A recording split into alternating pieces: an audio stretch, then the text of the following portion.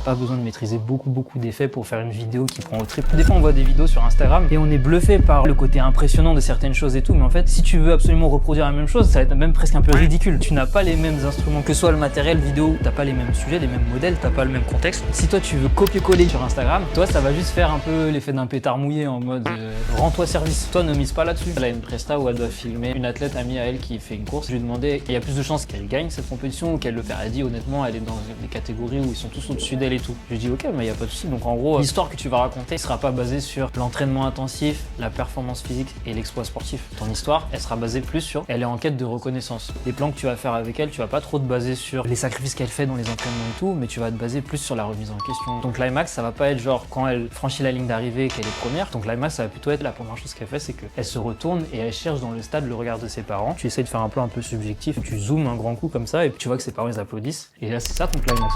En fait quand tu filmes, tu dois. Mais en fait c'est ça le montage. Le plus dur, et c'est pour ça que je prends du temps sur la formation sur ça. Je veux pas trop vous faire croire que la réussite d'une vidéo, ça va être de connaître techniquement comment on fait contrôle alt truc, étalonner le truc machin. C'est de savoir en fait qu'est-ce que tu vas raconter en fait. Donc pour revenir sur le montage qu'on vient de visionner, ça c'est ma timeline. Et là on va rentrer un peu plus dans le technique. Donc au niveau du montage, les effets, le son.